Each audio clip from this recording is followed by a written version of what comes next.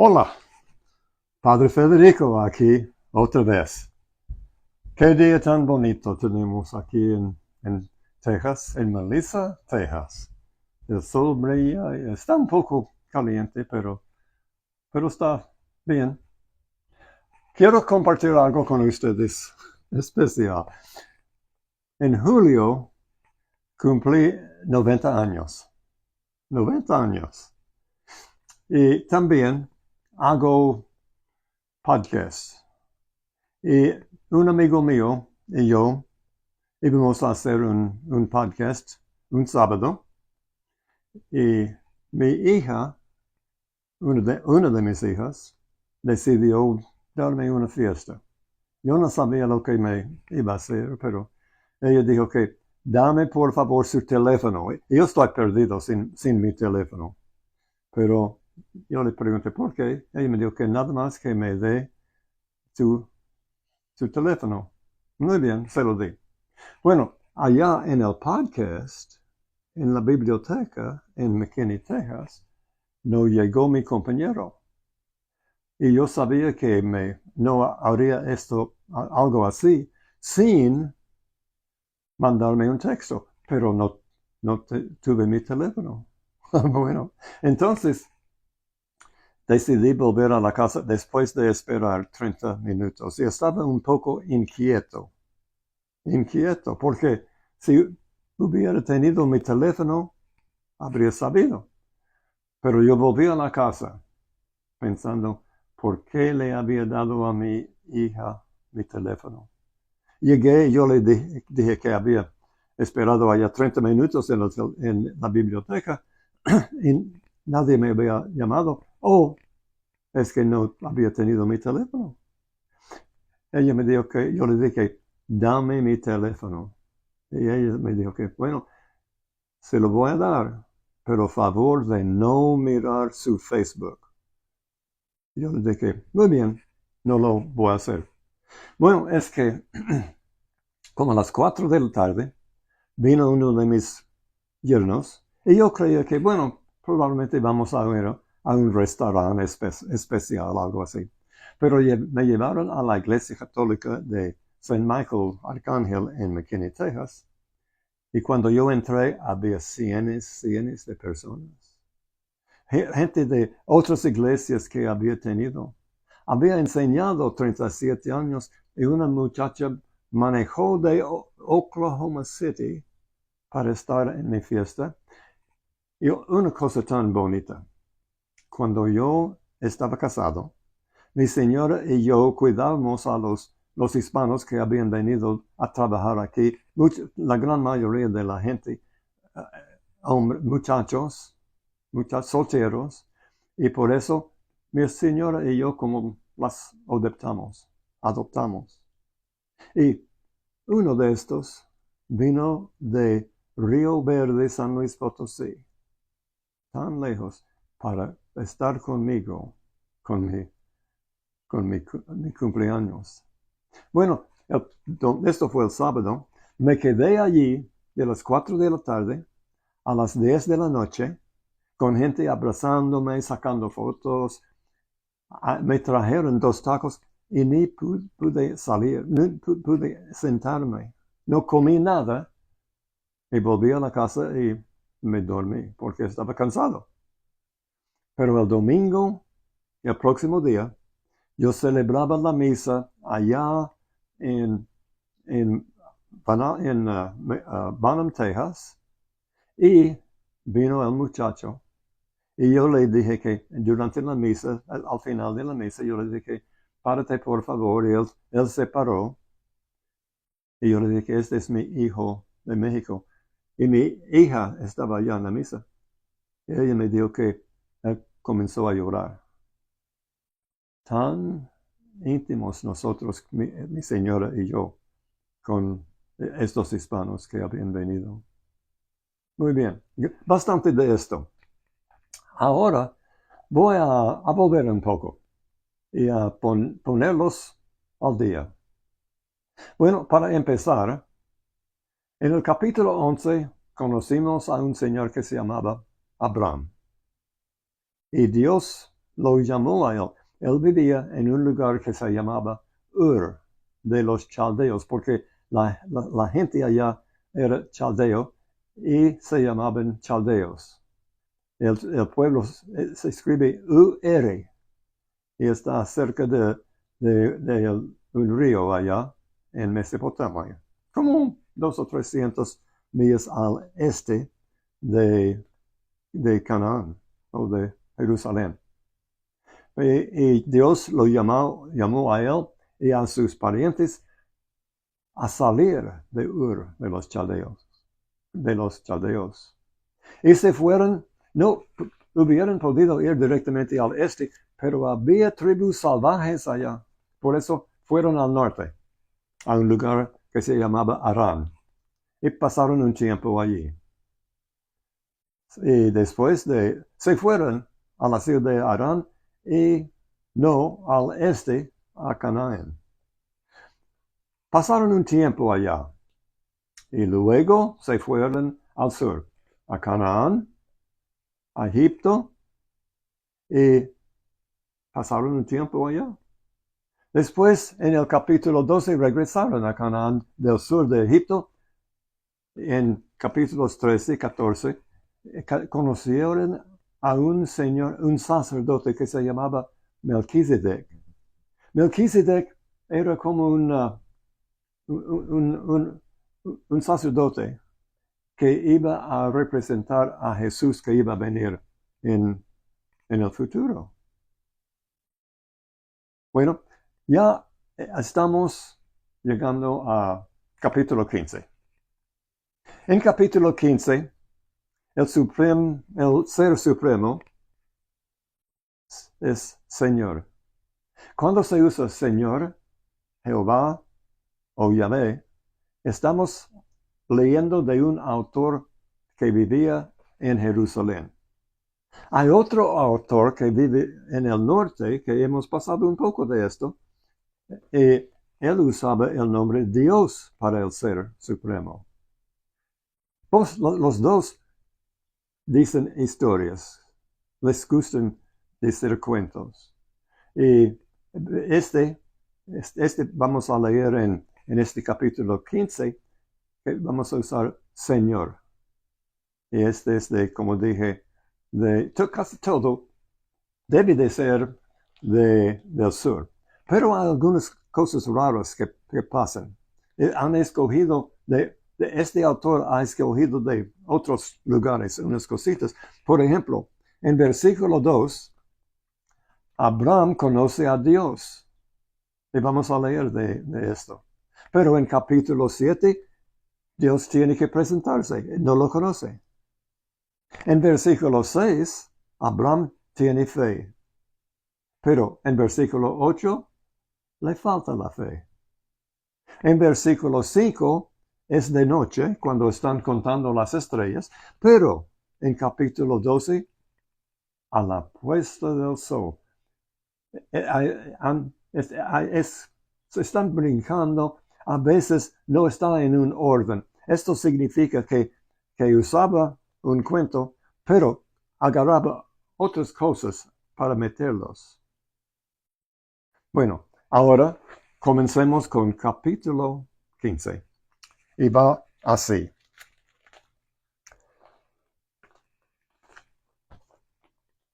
Versículo 1 dice: Después de estas cosas, las cosas de que hablaba yo, después de estas cosas, la palabra del Señor vino a Abraham. Abraham es el Señor que había vivido en Ur, pero Dios lo ha llamado.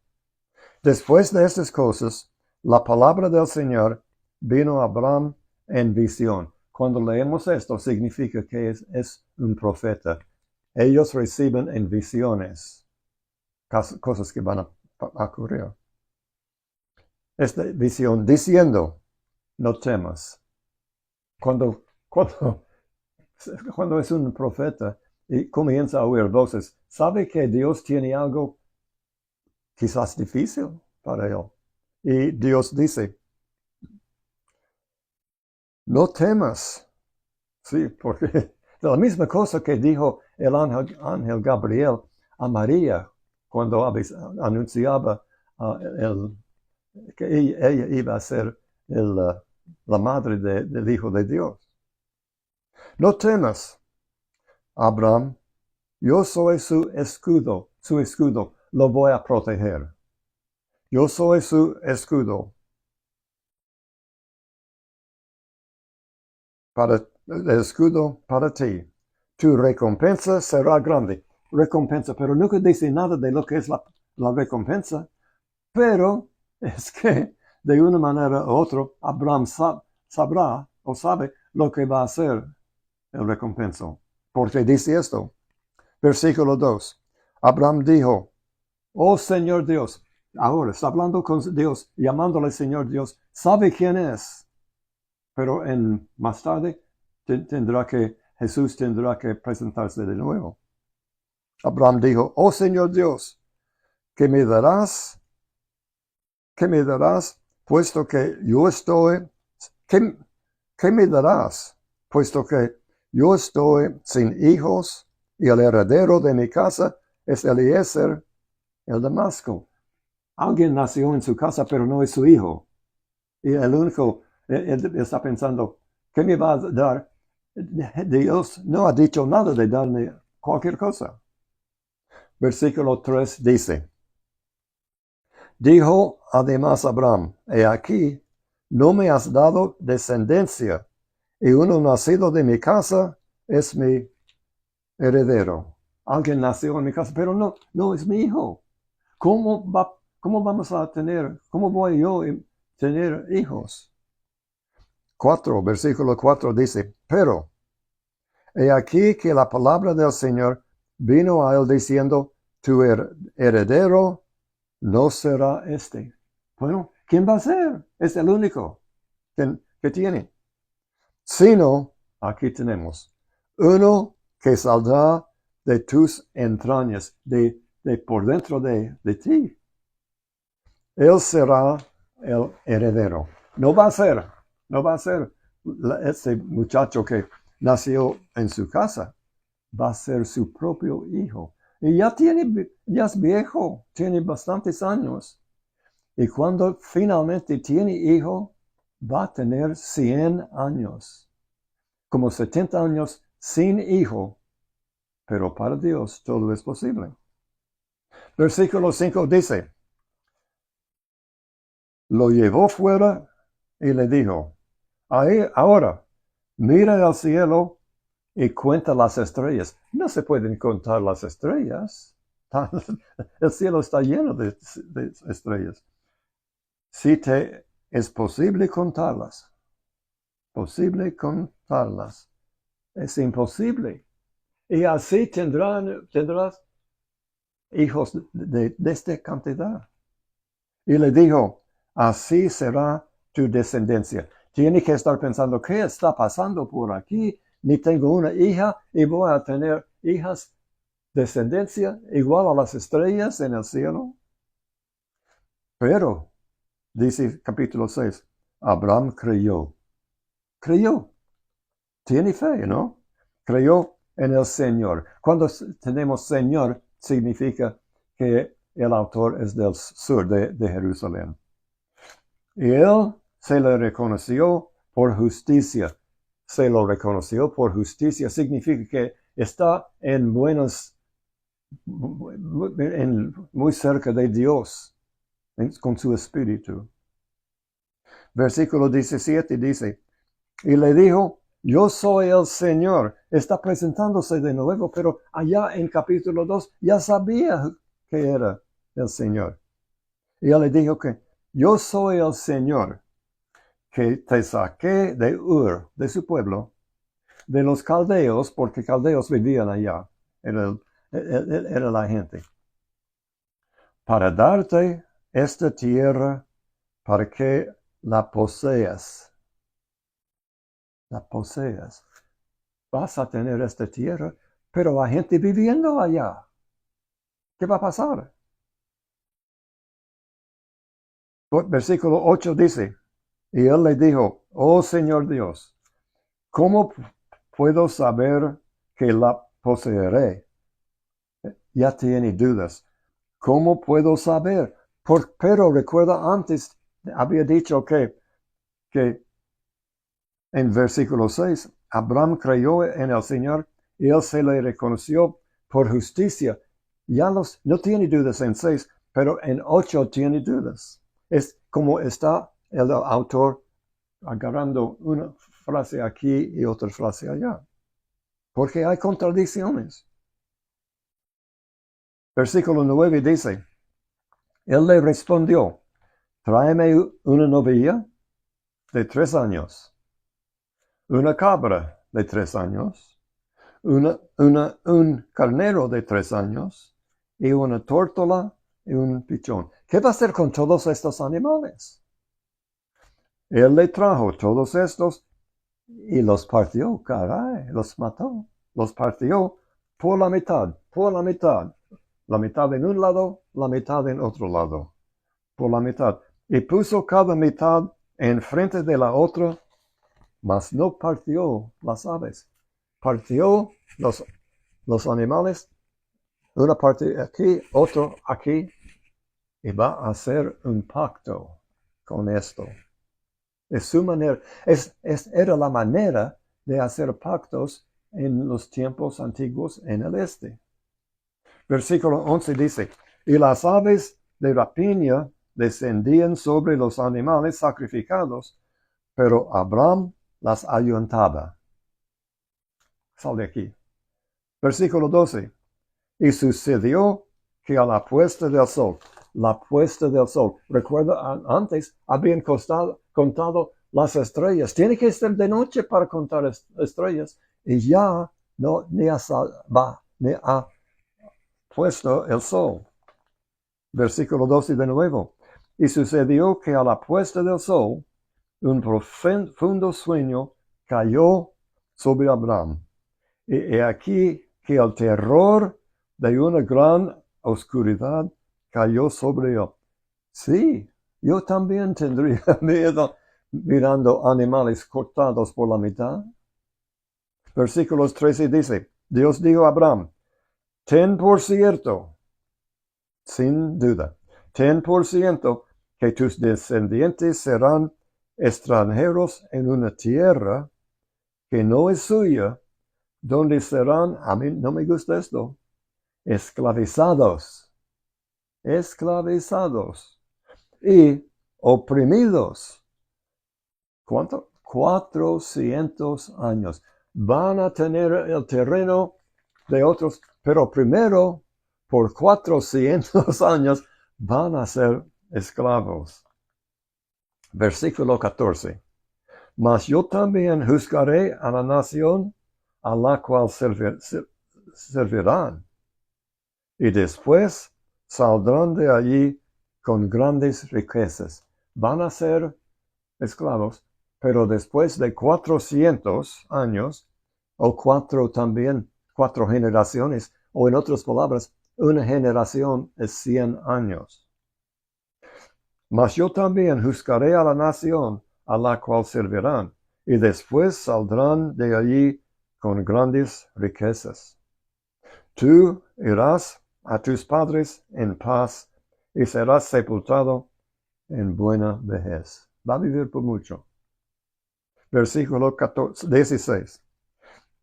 Y en cuarta generación y también 400 años. Una generación es 100 años para ellos. Y en la cuarta generación ellos regresarán acá. Después de ser esclavos 400 años, van a volver acá. Porque hasta entonces no había llegado a su colmo la inquietud de los amorreos. Va a tomar el terreno de los amorreos porque son malos, pero no son malos ahora. Tendrán que esperar 400 años para hacerse peor y peor y peor.